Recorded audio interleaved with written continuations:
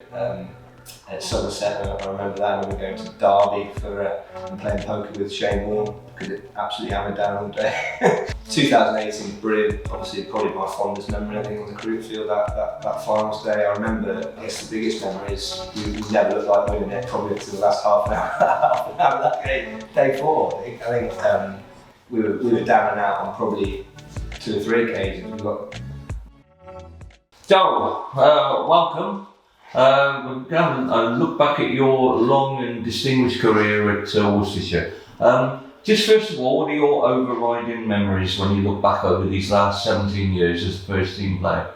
Obviously, fond memories, very fond memories. Obviously, I think you remember the successes, the promotions and trophy wins, but I think overall it's the people involved in the club really. Obviously, there's been some fantastic players. I mean, I was very lucky to play my hero, Graham Hick, and not just players and coaching staff, but also the members and supporters. There's a lot of friendly faces. Obviously, I've got to know a lot of people over a lot of years, and I certainly miss those smiling faces when you walk in the morning. So when did you first become acquainted with New Road? When did you first walk in here? Your very first time? I remember being very young. I think there was I don't know if it was Benson Hedges or NatWest Cup game or something like that, and Mum dropped Dad off. And the bloke on the gate over there somewhere with a long white coat, we went shopping, I think. I was devastated, and then came back and the bloke let me in just to have a quick look at it over. I remember Graham Dilly bowling from the Digger Centre, so that's my first ever memory. But then post that, I used to come down here and I was a member of the Junior Pairs or Black Pairs Club, I think it was called. It's sort of an 8-9-year-old, and watched the likes of Viv and Beefy sort of slog it out in the Sunday League, the sort of first years of the sort of pyjama cricket, as it was called then. Did you come down with your dad a lot? Yeah, Dad was a member and I was a junior member, so Sundays was our day really, and I remember sort of obviously watching that cricket, but also playing over the back, playing the other kids that are around, whacking the ball around, and some days I didn't watch much cricket at all, to be honest, and I was spending all the time playing, but fond memories. So that was your first acquaintance in New Road. How did the opportunity come to get onto the Worcestershire pathway? I just went for, I think it was under 11s was the first age group back then, looking probably back early 90s, something like that. I went for trials at Purdue Leisure Centre. Again, another memory, first trials at Purdue Leisure Centre for the under 11s team, and for there progressed through to sort of like the winter squad, and then sort of the final trials outdoor was at Abbey Hall. I got selected at under 11 and never looked back really. I was more of an all-rounder definitely at sort of under 11, sort of back to 7 and 8 and bowled a few. Obviously you became one of the first people to get the university scholarship, didn't you? How beneficial was it doing that way into the game? Yeah, it was brilliant. I mean, I'm not sure how many people know this, but I sort of leaving school and I actually got turned down for the scholarship at first. Damien Dolly rung me and said unfortunately you're not going to be part of the scholarship this year. We've got a lad from Cheshire coming in, but we want you to play around, maybe play a few second team games and on a trial sort of basis. And then maybe 6 weeks later, I think Moods had a bit of a cull of the playing staff. There was 7 or 8 left. I think Stu Lampett retired and Phil Weston went down to Gloucester and various other players moved on, and they opened up a couple more scholarships. And there's me and a guy called Chris Guest then got the scholarship sort of formed. I was at Worcester, he was at Wolverhampton, I think it was. And so that's how it all sort of came about really.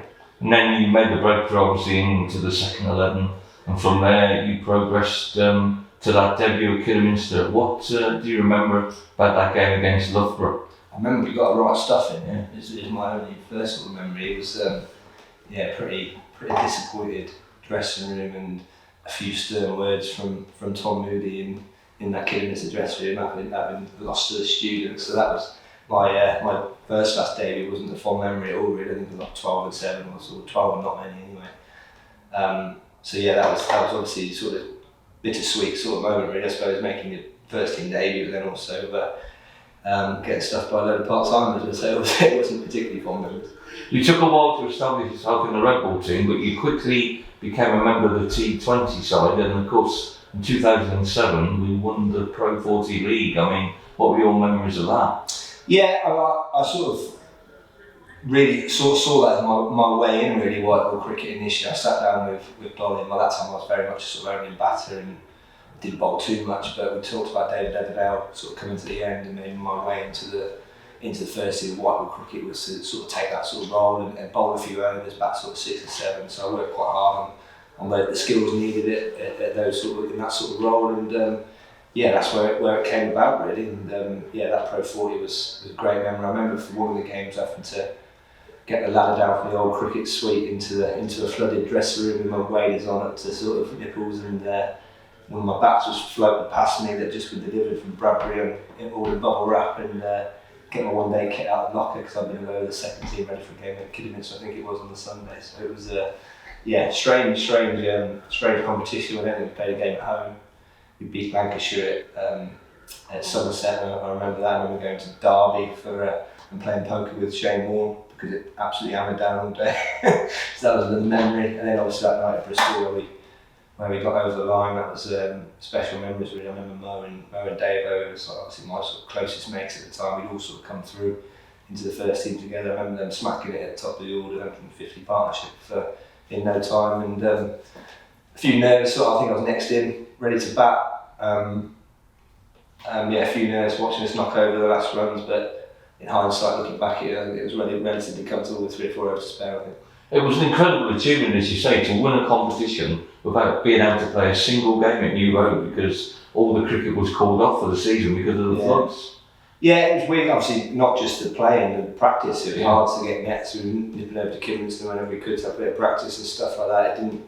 It wasn't ideal, but I think white ball cricket, as we've seen with T20s and in recent seasons, once you get a little bit of momentum, you sort of ride that wave really. Didn't practice a lot, just turned up full of confidence, and I don't think we lost until we lost the last game at Edgbaston when we'd already won it, so we went through pretty much unbeaten to the title and just lost the last sort of dead rubber at the end. It was a shame with that side because it never kicked on really, did it? I mean, that was a really powerful side, but it broke up within a couple of years. Yeah, I certainly think 2008 was the best red ball team I played in, definitely.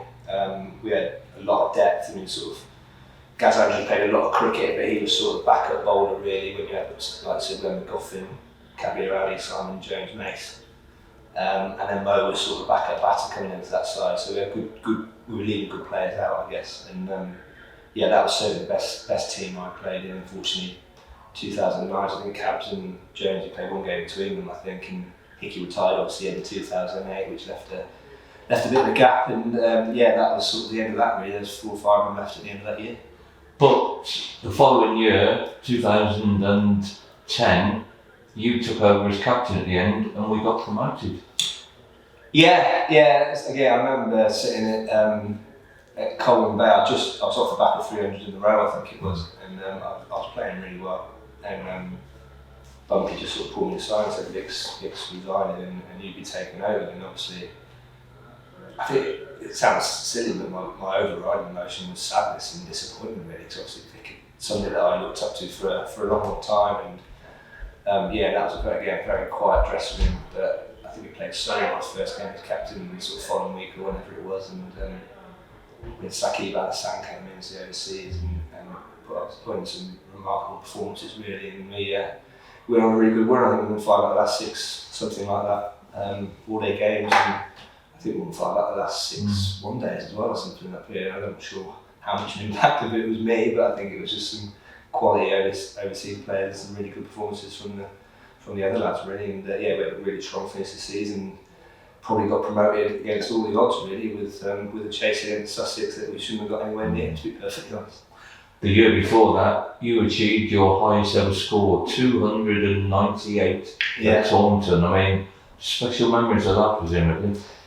Yeah, again, everyone sort of leans towards that as my best innings, but I'm not sure it was really. I think the innings you remember are the ones where you win. That game, I suppose, obviously was my highest score, and very proud of that. But I think I was dropped on 27 and then scored relatively quickly, sort of to halfway through day 2, and we fielded for the rest of it. We bowled them out about 250, it might have been something like that, and then Trez nicked off first ball to Mace to me. I thought, here we go, I'm for a win here, and then there's about 3 or 4 got hundreds, I think, and we fielded for 2.5 days in total. So it's fond memories of the first sort of day and a half, but perhaps not for the next 2.5 days if I'm brutally honest. You had 6 years as captain, promotions, relegations, but one memory that people will never forget is the Chantry match in 2014. I mean, just what do you remember about that? Because it was a remarkable game. Unbelievable, yeah. I guess the biggest memory is we never looked like winning it probably until the last half an hour, half an hour of that game, day 4. I think we were down and out on probably 2 or 3 occasions. We got bowled out for not many. They had a good first innings lead. I think then Shants in the second innings we were 8 or 9 down for not many passed, and Shants pulled off that remarkable 100 so we could set 200 or set the tone. And again they were 132 or something at one point doing it with ease. So yeah, that's all I remember really after that is that sort of spell after tea on the final day where we just didn't go for a run. It felt like, and you almost knew you were going to win sort of from as soon as he's got a couple of wickets, and the way Shants bowled, obviously a very long spell from one end, mobile brilliantly, which sort of gets forgotten a little bit because of the heroics from Shants. And we tied up Saffron and Sari down for a long period of time. He batted pretty much through the innings, might be the last one out if I remember the run out. Cool. We just scrambled them really and just kept picking up wickets at regular intervals. Mo dropped Zaffer for the 10th wicket as well, caught and bowled. And then the brilliant run out from Cub where we all celebrated, and I don't even know if Nigel Cowley was the umpire. I'm not even sure he put his finger up in the end. Everyone just celebrated and walked off.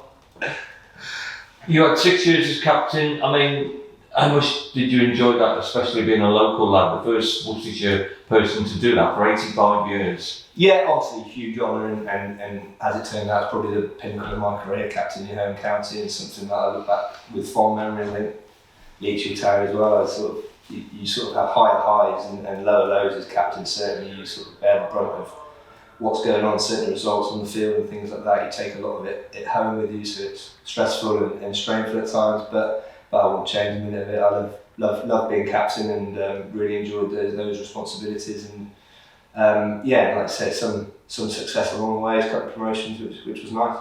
It was during that period, 2014-15, you came close to playing for England. I spoke to Jake yesterday, he said you should have been picked for England. Is that one big regret of your career, you didn't get that call up? Yeah, I wouldn't say it's a regret, no, because I mean, I don't think I could have done any more really. I've probably got the best out of my ability. I'm not the most naturally talented of players, but I feel like I've all my runs have come through hard work and determination, so I don't think I could have done any more, so regret certainly is the wrong word. But as with most things in sport, it's timing, isn't it? If you get your runs at the right time, the times are right, and you get selected. Unfortunately for me, perhaps the style of my batting and the timings weren't necessarily there to earn that call up. But like I say, sort of 14, 15, probably what I thought was my 15 probably was the one chance that I thought I might have had halfway for that Ashes series. I think I was top of the batting average in Division 1, having scored 1,400 runs the year before in 2014, and lightly was struggling a little bit at the top of the order during that series, 3 games in. I thought they were going to change it, I'd definitely be the one to go in, but unfortunately not to be. Moving on from the red ball success, you then went into a period of great white ball success. 2018, we win the Blast, runners up in 2019. I mean, we evolved into a good white ball side because we struggled for a while, hadn't we?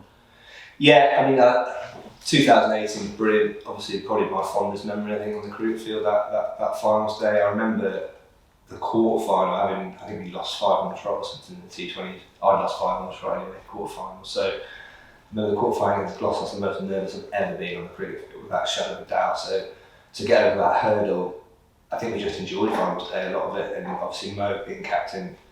With the remarkable skills he's got, he's actually taking pressure off people and just allowing you to express yourself and enjoy it. I think that's what we did, and amazing experience, and obviously to lift the trophy at the end was brilliant. 2 relatively sort of, I wouldn't say comfortable games, but we were the better team in both games without a shadow of doubt, and one with a little bit of spare.